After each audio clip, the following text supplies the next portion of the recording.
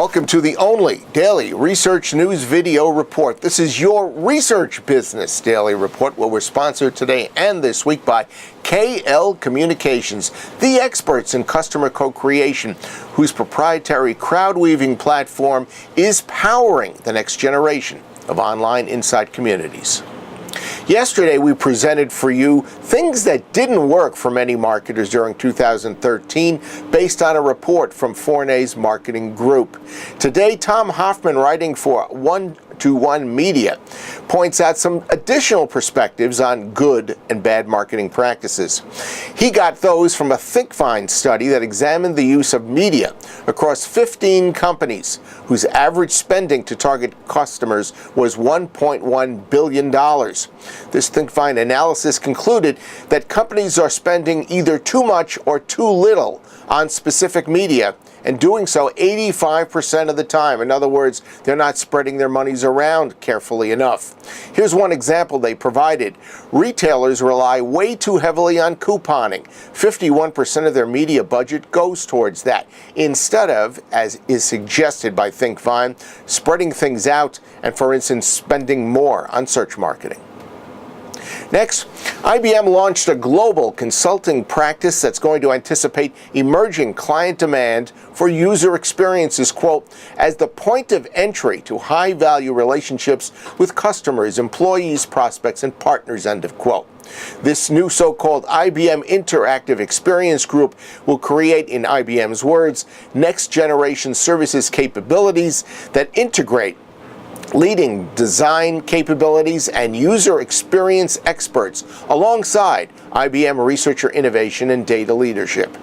This practice, IBM continued, will help clients form essential front-end individual engagement, plus assimilate massive volumes of data, and most importantly, convert insights into high-volume outcomes that rely on personalization and business models.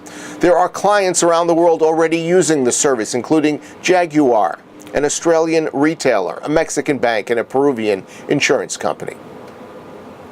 Moving on, last week we reported about stabilized sample pricing in a perspective that came from federated sampling.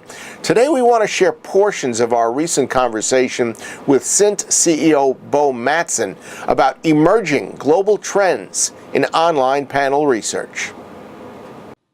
I think what has happened within the last year, and which is a development that we of course very much welcome, is the fact that larger buyers are continue to be keen on pushing sample pricing down, but in addition they are also starting to look inwardly to see how they can manage their own supply chain management in a much more efficient way.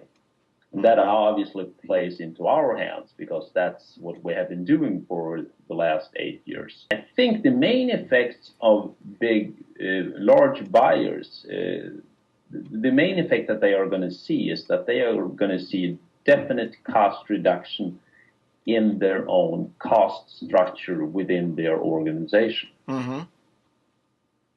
It will translate into fewer hands needed to run the same amount of projects and mm-hmm. revenue, mm-hmm. their point of view. Okay. So the cost, their investment to run a certain amount of revenue will be lower. Okay. And that doesn't interfere with them continue to try to get sample pricing down, because that they will obviously continue to do. And from our point of view, it doesn't matter whether they push pricing on us if we can handle that for a number of panels or panel providers, or if they bilaterally strike those deals with a panel provider sitting on our platform. Mm-hmm. Okay. We're of course open to both of these, and we'll support both of those solutions. Mm-hmm. Does this emerging situation create a higher barrier for entry for new panel companies? Absolutely. I would say yes to that. And it varies between different markets, but we have had several occasions within the last year where a big buyer has told a current provider that you need to be on this platform, otherwise we can't buy from you. Okay. What pressure is there on you to make improvements on the CINT platform, and where is the focus of those improvements? It differs between different markets. I think in the US we are very focused on making sure that we can accept any type of source, regardless if it's a river source or a single opt-in or a double opt-in or whatever. It doesn't have to reside on the platform either, as long as we have APIs connected or an API connection between us and that provider. And the reason for that is that most US buyers are less concerned with the source type, whereas a Japanese or a German or a Scandinavian buyer would like to have full control also over the sources. So I would say that the pressure of developing new stuff differs between different markets, depending on where that market is in its own maturity, or what tradition is typical for that particular market. I would say that there is a balance between speed and quality. If we by quality means well translated surveys to provide good data sets. And that differs also between different markets. I would say that in the US, most American buyers take for granted that once they have translated the survey, it's all okay. The problem is that with me as a proof point in this, coming from a very small language area, namely Swedish, know for a fact that most American surveys translated into Swedish is almost unintelligible to a Swede. Thanks for your time, Bo, and for your input. Here's his email if you'd like to touch base with him. It's simple, bo@cint.com. That's your Research Business Daily Report, sponsored by KL Communications, the experts in customer co-creation, whose proprietary CrowdWeaving platform is powering the next generation of online insight communities. You've got one last chance to access the comments of KL Communications President Kevin Lonnie.